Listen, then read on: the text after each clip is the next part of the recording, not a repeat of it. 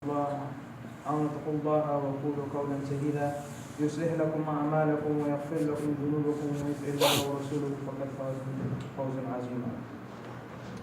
Praise belongs to Allah. We praise Him and we seek Him. We ask Him for guidance and forgiveness, and we seek protection in Allah from the malice of our own souls and the evil of our actions. Whom Allah guides, no one can lead him astray, and whom He makes astray, no one can lead him to the right path, back to the right path. I bear witness that there is no other deity but Allah. By Himself is no associate to Him, and I bear witness that Muhammad is the slave and messenger. O you who believe, fear Allah as He should be feared, and die not except as Muslims.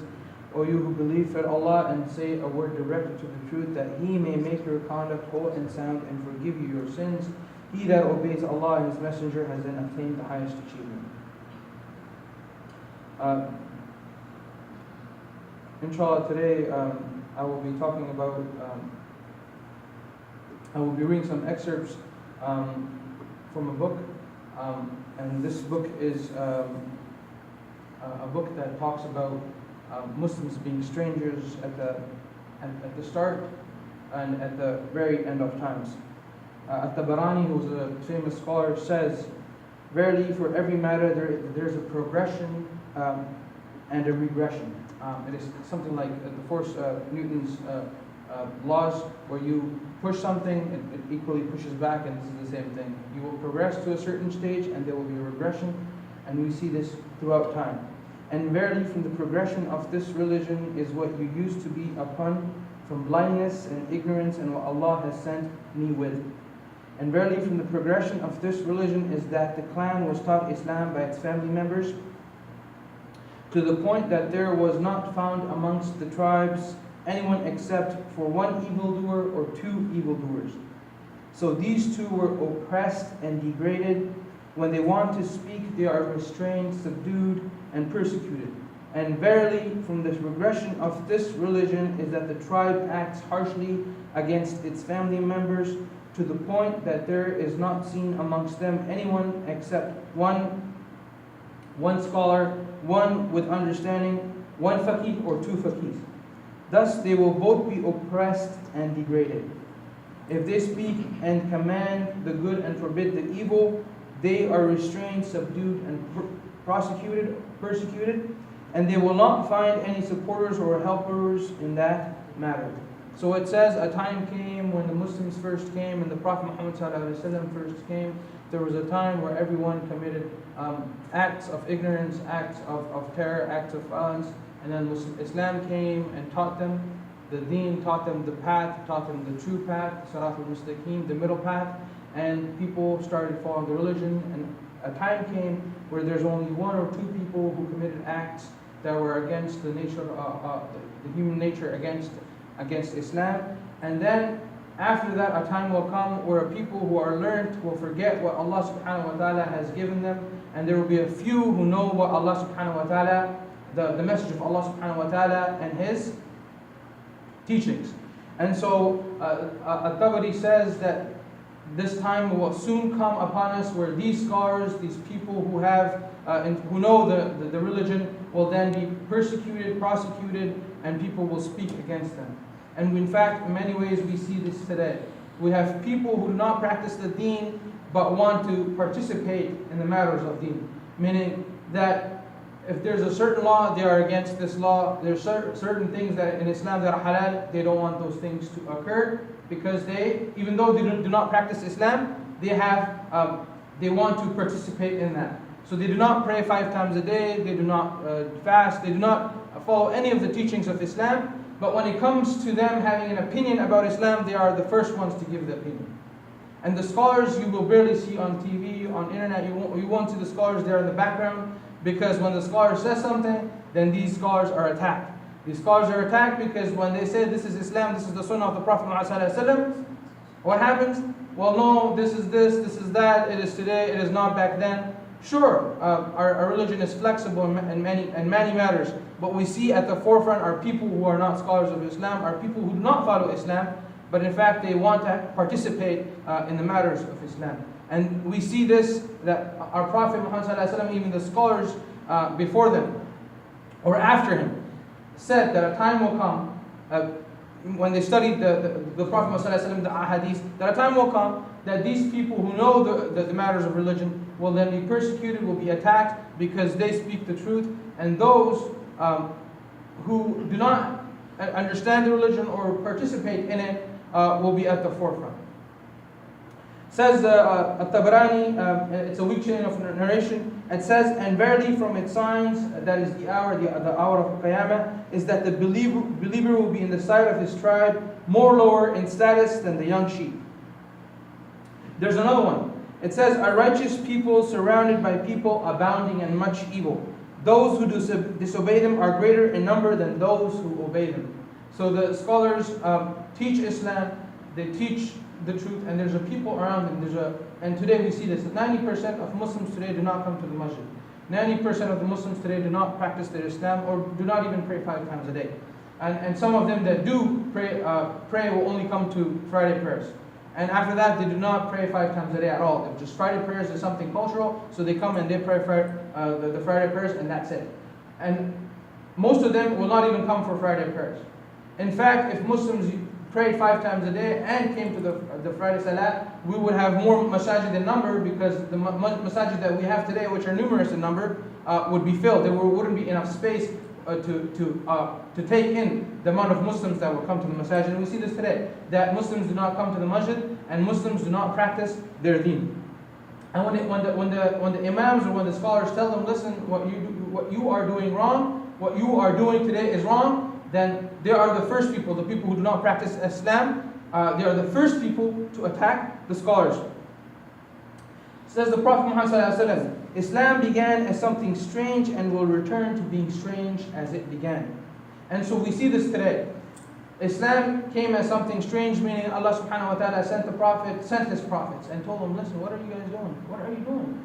They used to do tawaf around the Kaaba. The women, they used to, at night, they used to do the tawaf around the Kaaba naked. They were naked. And at times, some of the women would bare their chests. And even at times, men would do tawaf around the Kaaba naked. And a time came that the Prophet ﷺ went in and cleansed the Kaaba from the idols, from the statues that they used to worship. And so that was strange to them. A time came that the people used to worship graves. And the Prophet ﷺ came and told them, listen, you cannot worship graves. This is shirk. This is associating people with Allah subhanahu wa ta'ala, and you should worship that one, Allah subhanahu wa ta'ala. You see the example of Musa alayhi salam. Musa alayhi salam went to the Pharaoh and said, you are not the God, you are not the one, you are not in charge of the sun, you are not in charge of the sky, you are not in charge of what time the sun comes out, what time the sun goes back down, in charge of dusk and sunset, dawn and dusk. You are not in charge of any of those. And so that was strange to the Pharaoh, because the Pharaoh, the people of the Pharaoh, they had ruled for thousands of years. They had ruled 1,000 years over Egypt. And so that was strange to them, that a man comes to them and tells them, hey, you are not a ruler. You are not God. Our God exists somewhere else. He does not exist on this planet. And you are supposed to worship Him, that one God who has created you, your creator. And so that was strange to them. We have the case of Ibrahim alayhi salam. His father left, the people left for a festival. And so when they came back, they see that their statues had been broken. And so they asked Ibrahim alayhi salam, who broke our statues? And he had put the axe on the biggest statue, the biggest idol in the temple, and he put the axe in his arms. And so he said that this statue broke all these statues. Now, of course, if it was today, we would all laugh, like, you're funny. And that's what happened. In fact, it is really funny. They said the statue can't do anything. How could he have broken all these statues? And so Ibrahim alayhi salam said, exactly. Your Lord has created you, yet you worship these statues. You worship these things that you have created by your own hands. And you have given them stories and you have given them properties that they do not have. And so that was strange to them. That was strange to them, that Ibrahim alayhi salam tells them the truth. And what did they do with Ibrahim? The same thing that happens today. Not as bad, but it does happen, is that they took Ibrahim alayhi salam and they threw him in the fire. And then they persecuted him. They persecuted him, and Ibrahim alayhi salam left Iraq. He was moving around because people were persecuting him. And that's what happened with Muhammad, and that's what happened with Musa. Musa was persecuted by the people of Fir'aun because it was strange to them that a man comes and tells them that there is one Allah, there is one Allah, there is one Allah, and He is your creator, and He is the one that you should worship. And that was strange to them, and so what did they do? They sent their armies to him, towards him to destroy him. And so when he crossed the sea, he crossed the Red Sea, it was strange to them that they could not destroy him that Allah subhanahu wa ta'ala had sent. And in fact, when Fir'aun was dying, he believed in Allah. He said, La ilaha illallah, I believe in Allah. I believe in Allah, and Allah took away his soul. And Allah will punish Fir'aun for what he did. And in fact, he saw at the end, at the time when he was about to die, that he was not in charge of that water that was collapsing around him, he wasn't in charge of it.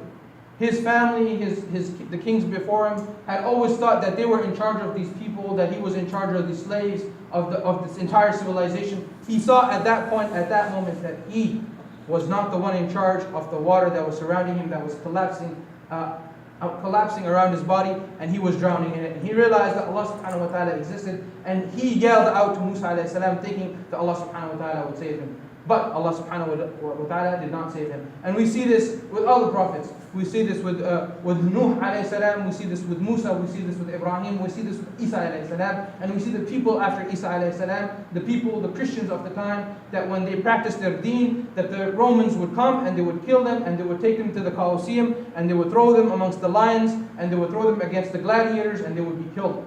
And the Jews would also turn against the Christians of the time, against the people who believed in Isa alayhi salam, who believed in Allah subhanahu wa ta'ala. They were persecuted. And we see this again and again. And those times would change, and people would become Muslim again, and people would follow the path, and then they would, of course, relapse into a deen, into the deen of the world, into a deen that is not Allah subhanahu wa ta'ala's.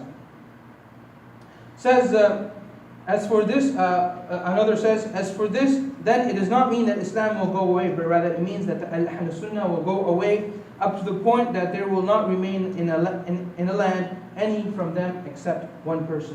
Can you believe this, that a time will come that people will not follow the Sunnah? And of course, as I said, we see this today. People do not pray 5 times a day. People, when Maghrib time comes, people will not go for Maghrib. You go to weddings and you see this. I've been to quite a few weddings, and everyone is dancing and cheering. And Maghrib was one of the best times, and people are dancing and cheering. And there's a very few amount of people that will leave the wedding. They will go outside, make rows, stand, and do sujood to Allah subhanahu wa ta'ala. It is said that when you are in sujood, you are closest to Allah subhanahu wa ta'ala, and Allah subhanahu wa ta'ala listens to your prayers, listens to your du'as, that you can make du'a during sujood, and you can ask Allah subhanahu wa ta'ala for whatever you have, any sin that you have committed, or whatever you want from Allah subhanahu wa ta'ala in this world and the hereafter. You can make dua, and Allah subhanahu wa ta'ala will accept that dua. That is during sujood. And of course, you are close to Allah subhanahu wa ta'ala when you are praying salat, but in sujood you can make dua, and you can ask Allah subhanahu wa ta'ala for forgiveness or something you want on this planet. Furthermore, Umar ibn al-Khattab, he began to weep and said, indeed, this treasure did not open upon a people ever, except that Allah placed discord between them. And so, there's another hadith, indeed, I only fear for you the desires of transgression found in your stomach and your private parts, and the calamities that lead people astray. That's the Prophet Muhammad sallallahu alaihi wasallam. And another narration, there occurs, and the desires that lead people astray. Inshallah, one more, and I will end the khutbah. When the treasures of the Persians and the Romans are opened for you, how will your people be? Abdul Rahman ibn Auf radiallahu anhu said, we will say that Allah has ordered us to say. He, Allah subhanahu wa ta'ala, said, or other than that, you will compete against each other, and then you will envy one another, and then you will turn your backs on one another. And in fact, you see this with the Muslim Empire. Once they had captured this entire landmass, they broke it up into parts. In fact, even after the death of the Prophet Muhammad sallallahu alaihi wasallam, the Muslims would start fighting each other, and they would split into different groups. And we see that most of the 5 righteously guided khulafa, most of them were assassinated, killed by other Muslims because they did not agree with the matters that they were handling, how they were handling the matters of the country. Another one says, I swear by Allah, it is not poverty that I fear for you, rather what I fear the most for you is that the pleasures of this world will be presented to you as they were presented to those before you, and you will compete against each other for it as they competed against each other, and it will destroy you as it destroyed them. So inshallah, we ask Allah subhanahu wa ta'ala to forgive our sins. We ask Allah subhanahu wa ta'ala to put us on the right path. The path that leads us to heaven, the path that stops us from going astray, the path that will of course steer away from the hellfire. Now, it does not mean that we are Muslims that we will not land in hellfire. In fact, you can be a Muslim and you can land in hellfire. And so for that reason, we alone practice Islam. We need to practice Islam to the extent that you do not care about the deeds that come from Allah subhanahu wa ta'ala. You do it because it is good. Islam is there to make you such a good person that you stop thinking about the selfishness that Allah subhanahu wa ta'ala will give me. I'm doing this for Allah subhanahu wa ta'ala. You do this, you become such a good person that you stop caring. You become a good person, you do it, you help people. You just help people. That is why Islam is there, to make you a being that you stop caring about the selfishness. You become a person that cares about everyone else. You become a person that even though there is falsehood, that you speak the truth. That there is violence and corruption, but you are straight. That if someone does something bad, you do good even though they are doing bad, because you know it's right. It is a matter of principle. It is a matter of morals. And morals will change, Islam does not change. The morals of the world will change, but the morals of Islam will not change. And so if you practice it, then your morals will always be on a path that you will not care. You will say, this is the right path. I don't care if he steals. I don't care if he steals from people. I don't care if he hurts people. I will do this because Islam says so, because Allah requires me to do it. أقول قولي هذا واستغفر الله لي ولكم ولسائر المسلمين فاستغفروه إنه هو الغفور الرحيم.